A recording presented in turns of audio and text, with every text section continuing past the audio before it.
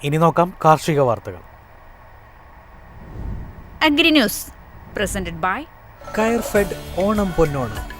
ഏവർക്കും കയർഫെഡിന്റെ ഓണാശംസകൾ.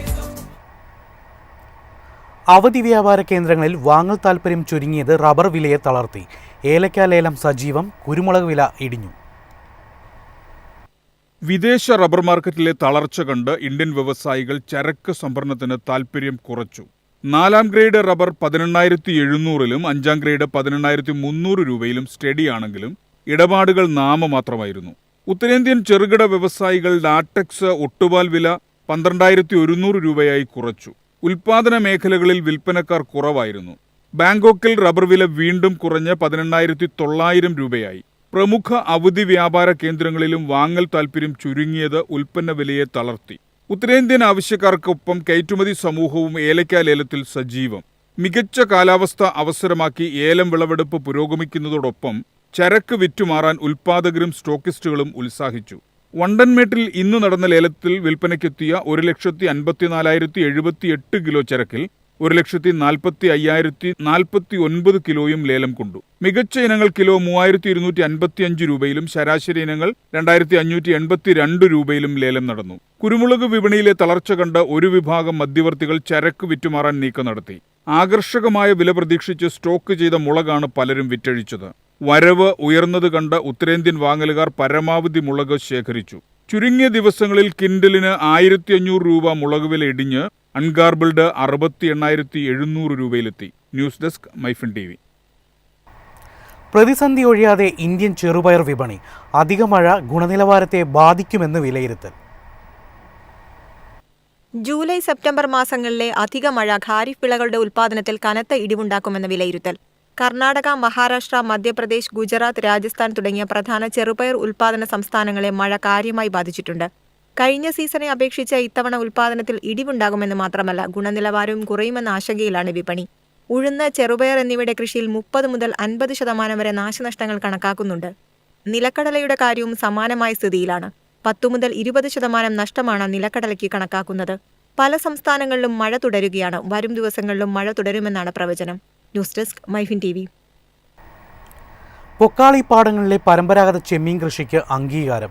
ഇനി യൂറോപ്യൻ വിപണികളിലേക്ക് ഉയർന്ന വിലയ്ക്ക് ചെമ്മീൻ കയറ്റി അയക്കാം.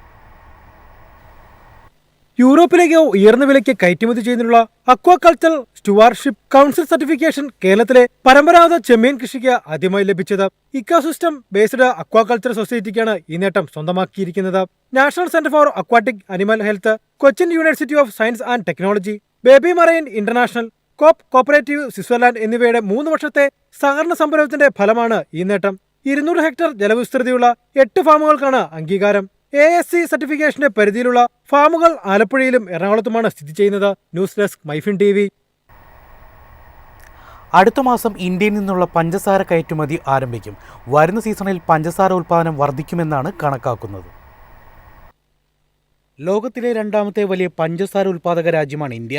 ഒക്ടോബർ 1 മുതൽ പുതിയ പഞ്ചസാര സീസൺ ആരംഭിക്കുകയാണ്. നിലവിൽ സ്റ്റോക്കുള്ള പഞ്ചസാരയാണ് കയറ്റുമതിക്ക് ഉപയോഗിക്കാൻ തീരുമാനിച്ചിരിക്കുന്നത്. സെപ്റ്റംബറിൽ അവസാനിച്ച ഈ മാർക്കറ്റിംഗ് വർഷത്തിൽ ഉൽപ്പാദനത്തിൽ കുറവുണ്ടായിട്ടും ഇന്ത്യ 1 ദശലക്ഷം മെട്രിക് ടൺ കയറ്റുമതി അനുവദിച്ചിരുന്നു. വരുന്ന സീസണിൽ മികച്ച ഉൽപ്പാദനമാണ് പ്രതീക്ഷിക്കുന്നത്. ആഭ്യന്തര ഉപയോഗവും എത്തനോൾ ഉൽപ്പാദന വിഹിതത്തിനും ശേഷം രാജ്യത്ത് പഞ്ചസാര ആവശ്യത്തിന് സ്റ്റോക്ക് ഉണ്ടെന്നാണ് ഭക്ഷ്യ പൊതുവിതരണ വകുപ്പ് ചൂണ്ടിക്കാട്ടുന്നത്. കരിമ്പധിഷ്ഠിത ഫീഡ് സ്റ്റോക്കിൽ നിന്നും പുതിയ സീസണിൽ റെക്കോർഡ് 4.8 ബില്യൺ ലിറ്റർ എത്തനോൾ ഉൽപ്പാദിപ്പിക്കാൻ സാധ്യതയുണ്ടെന്നാണ് ഭക്ഷ്യ പൊതുവിതരണ വകുപ്പ് അറിയിക്കുന്നത്. News desk Myfin TV. കമ്പോള നിലവാരം.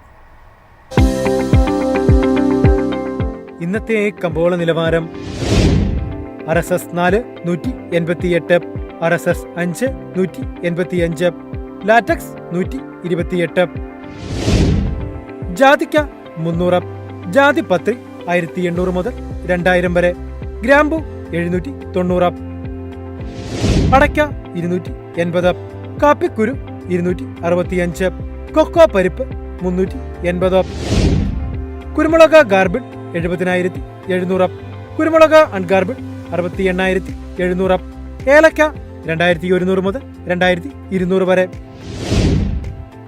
വെളിച്ചെണ്ണ 36,800, കൊപ്ര 23,800, ചുക്ക് 24,000.